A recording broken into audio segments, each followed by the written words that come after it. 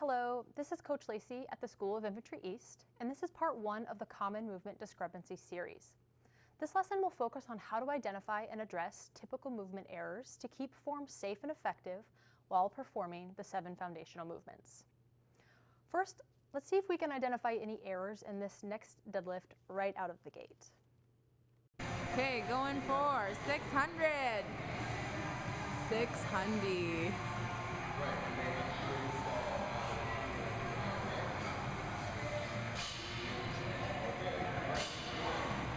Up, up, up, up, up! Nice. Nice. Sure, he got that lift, but that hurt my back to watch. Let's dig into today's forecast. We will be briefly identifying what a movement discrepancy is. We will cover 3 out of the 7 foundational movements today: hinge, push, and pull.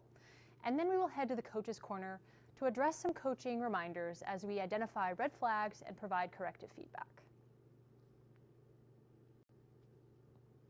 A movement discrepancy mainly refers to flaws or imperfections in lifting technique.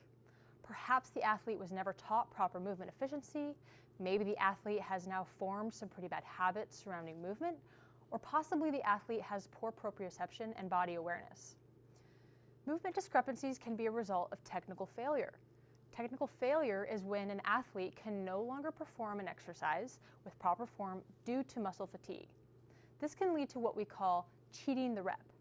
This refers to athletes coming out of the proper movement mechanics to try to complete the lift. I also want to note that movement discrepancies can also be a result of limb length asymmetries, injury, or illnesses, but we won't be discussing those in this series. The first movement we are discussing today is the hinge, specifically the deadlift. Training the hip hinge correctly and maintaining balanced strength between anterior and posterior chains can reduce injury risks and improve overall performance. By learning to identify correct movement discrepancies in controlled environments like the gym, we develop better body awareness and proprioception, which ultimately lowers the chance of injury in unpredictable real-world situations. Oftentimes, movement faults in the deadlift are a result of our setup. If the athlete's setup is wrong before the pull, it's very hard to fix during the lift. It's best to start your analysis from the ground up, so naturally, we're going to start by talking about the feet. How to spot foot and ankle instability. Movement in the feet, toes, ankles, heels, leaving the ground, inversion, eversion at the ankle or foot. These are signaling that the athlete is not locked in at their foundation. How can we correct it? Cue the athlete to create a tripod with their big toe, little toe, and heel. Another cue is to say, grip the ground.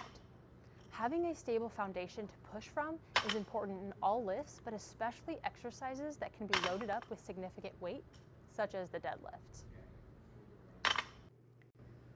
The next thing we're going to look at in the setup is how far the bar is in front of the body. This is going to cause several follow-on effects like improper hip positioning, reducing our mechanical advantage, a clunky liftoff, all of which we will talk about coming up. Most hinge variations require the load to stay close to your center of mass. When the weight moves away further from your center of mass, it places greater stress on your core to stabilize your spine, increasing the risk of injury. Correcting this in the setup is simple. Have the athlete start with the bar over their midfoot or their shoelaces. We want to keep that bar close during the lift, and the setup is no exception. Listen closely here. Do you hear that clanking at the liftoff? This flag is signaling that the athlete may not have created tension before yanking on the bar. Correct this by cueing the athlete to take the slack out of the bar. This will ensure they're stacked and create the tension to protect their spine when pulling on heavy loads. Next, we're going to look at losing the stack. I mentioned it on the previous slide, but what does this look like? Excessive rounding or arching in the back. This also includes pulling the head up or looking around while under load. We want to cue the athlete into a stacked and rigid spinal position. Cue the athlete to breathe into your stack, tighten your core, keep your back flat, create a weight belt, strong spine. If the athlete is struggling to maintain the stack, pull the weight off and reteach bracing. You can also use a PVC pipe as a tool to practice proper head, neck, and spinal alignment by maintaining contact through the movement. Something like this, placing it along the back, keeping in contact as you complete the hinge.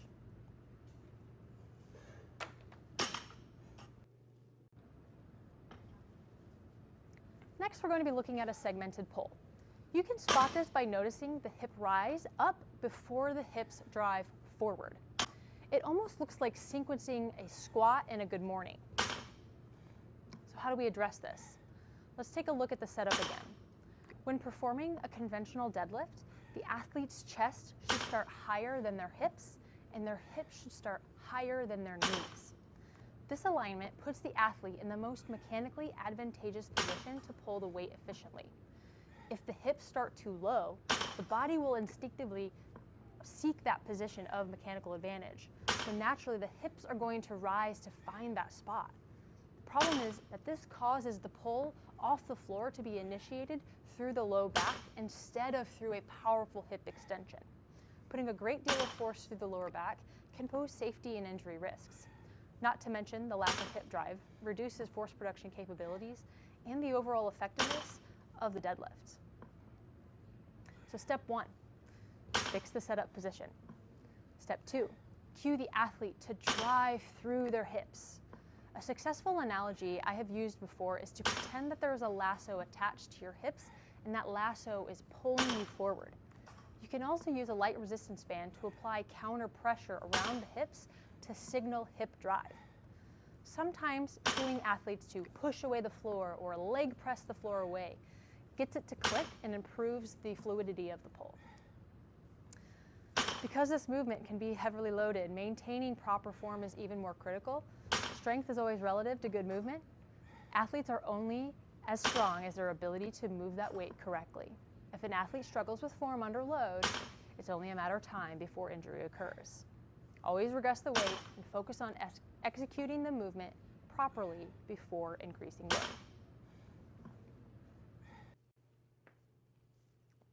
The next movement pattern we are taking a look at is the push movement pattern.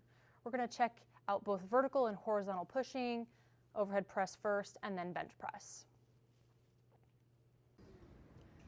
Losing the stack. You'll start to see some themes as we move through these movement patterns. But what losing the stack looks like in the vertical push is excessive arching of the back and raising the chest up. Bonus points if you can tell me where we see this a ton in the Marine Corps. It also can look like a saggy bottom where the athlete appears to collapse at the bottom of the lift. Coach Tommy did such a good job performing some really cringy reps here, so there's lots of things that we may want to cue. Starting at the bottom, cue those feet to engage with the ground and create a tripod with the 3 points of contact. Moving up the stack, cue the athlete to engage the glutes. A good visual when it comes to the pelvis is to treat it like a bucket. We don't want the water to spill. Keep the pelvis neutral. Moving up the stack further, we want to cue the athlete to pull the rib cage down towards their pelvis. Reduce the space. Brace their trunk. If I can see the athlete's rib cage creeping up, a quick cue is hide your rib cage or tuck your rib cage. The next error we might notice in the overhead press is an elevated scapula or the shoulders creeping up by the ears. Cueing this would include pack your scapula or pull those shoulder blades back and down or tuck them in your back pockets. Now, losing points of contact or losing tension through your body during the bench press. This might look like feet coming off the ground, limp feet and glutes, the butt lifting off the bench, the head lifting, sometimes looking around. One of the most important aspects of a bench press is creating tension through the floor. Most people think the bench press is only an upper body exercise. When benching, you need to create tension and push your feet into the floor to maximize strength and force production. Newton's third law of motion states for every action, there's an equal and opposite reaction. You push into the floor pushes back at you. And when we create whole body tension, we can use every point of contact with the bench and the floor to transfer that force into greater upper body force producing capabilities. We cue this again by creating that tripod with the foot. Screw your feet to engage your glutes, stack your trunk, pack your scapula to engage those lats, squeeze the bar, and lock in those wrists. The next discrepancy we might see is the shoulders rolled forward or shrugging during the push. This can also look like excessive flaring of the elbows. This happens when the trap tries to compensate for the serratus and puts our shoulder in a compromising position and reduces the amount of chest muscle engagement during the lift. We cue this by pulling the scapula back and down, squeezing oranges to make orange juice under our armpits, igniting the big lat muscles to get involved. Another cue to help lat engagement is attempting to bend the bar towards the ground on the way down and towards the ceiling on the way up. Generally, for the most mechanical advantage, we want our humerus to be at about 45-degree angle from our torso. Moving on to our next movement pattern, pull. Again, looking at both vertical and horizontal pulling. We will cover bent over row and the pull-up. Losing the stack during the bent over row is very similar to what we discussed with the deadlift because this pulling movement is performed in the hinge position. Excessive rounding and arching or cranking of your head. We cue it the same way. Find and maintain your stack. Pull your shoulders back and down. We want to prevent the traps from taking over in this movement. So if you see the shoulders are shrugging, remind your athletes, your shoulders hate your ears. Coach Tommy really outdid himself on selling the hitch discrepancy. He's using the momentum to pop the weight up instead of using muscle contraction. This can be fixed by slowing down and controlling the movement. If muscle strength isn't quite strong enough to get the weight up without kipping, it's time to reduce the load. Last but not least, the pull-up. A lack of overall tension can cause a slew of red flags. Swinging, uncontrolled movement, kipping, low back arching, shoulders hanging out by the ears. Cue the athlete to pack their scapula. If they are struggling, have them practice hanging on the bar from a relaxed state, then packing the scapula. The tension doesn't end there. Cue the athletes to tuck that ribcage down and create the stack. The tension should span the whole body, creating a sort of banana shape. And finally, welcome to the Coach's Corner. I'm glad we're here because I just threw a lot at you, and I want to give you a few reminders as you practice having a critical eye and providing correctives to others. First, when should we give our cues? That depends. If it's a simple and seemingly harmless fix, and you already have a rapport with that person to know their fitness level and how they respond to your cues, give your cue mid-rep. If the poor technique poses a safety threat or requires some more hands-on assistance, ask them to finish that rep and then provide the feedback when they aren't under load. This goes for novice lifters as well. How many cues are we giving at once? Generally one. Let the athlete master it before you add something else for them to think about into the mix. Another quick tip, you may have to say it 2 or 3 or 4 different ways before it clicks with the athlete. So take notes and get creative. The hierarchy of danger is really something that means address the most dangerous or alarming error first.